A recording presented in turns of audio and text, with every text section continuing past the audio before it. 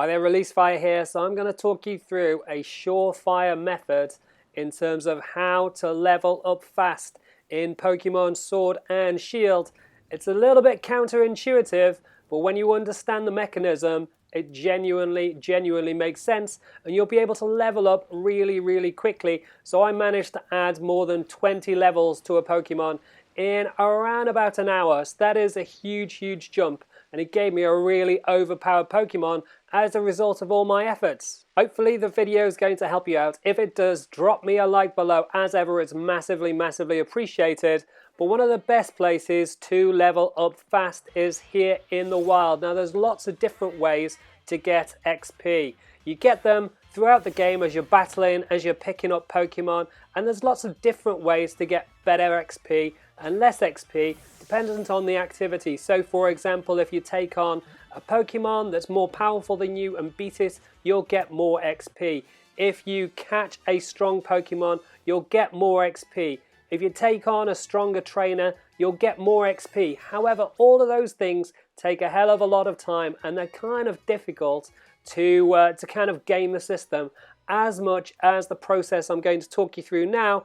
And the thing you need to focus on is these max raid battles that you find in the wild. And the way to kind of skip losing time on it is not to invite anybody else. Take it on your own, and you'll be given some NPC kind of support guys to help you out.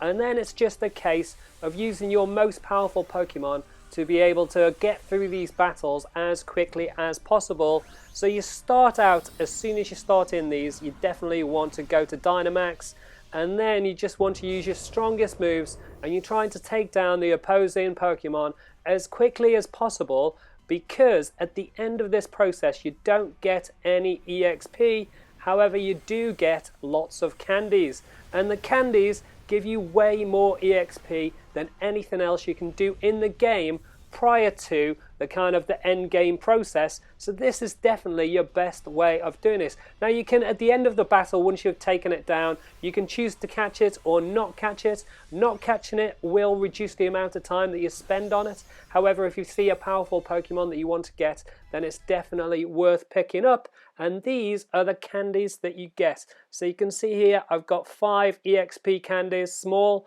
1 medium EXP candy, and a Dynamax candy, and more importantly, a rare candy. So then once the battle is over, you can go into your bag and apply them to your chosen Pokemon. Now you can either focus on just one Pokemon like I've done, or you can share it around through your team. But you can see my Gyarados is level 28 at the moment.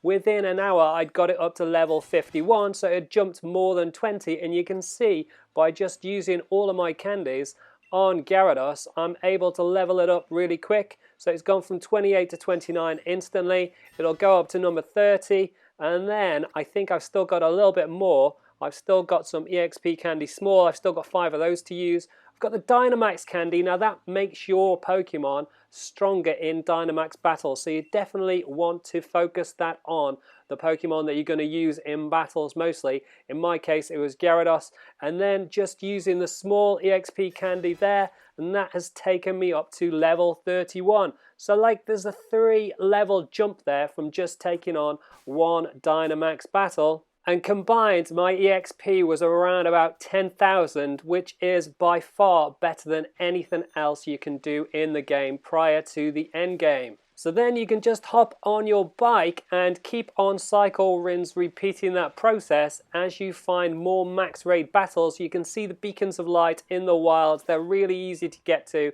You just enter them.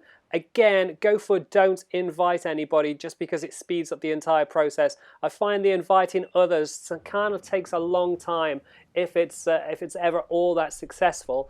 And then you just back into the process of beating whatever Dynamax throws out, and yeah, just crunching through the candies as quickly as you can.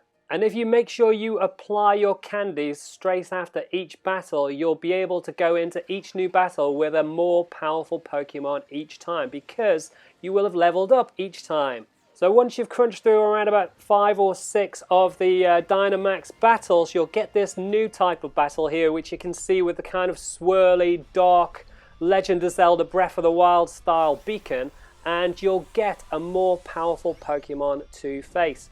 Now, it is more powerful, but it does mean when you catch it, you'll get a more powerful Pokemon, so it's worth doing anyway, but equally, the candies that you get at the end of it are just that little bit better. You can see there's more medium and large candies, and as you take on more max raid battles, you'll get better candies as you go, as well as a whole load of other benefits, which you can see on the screen.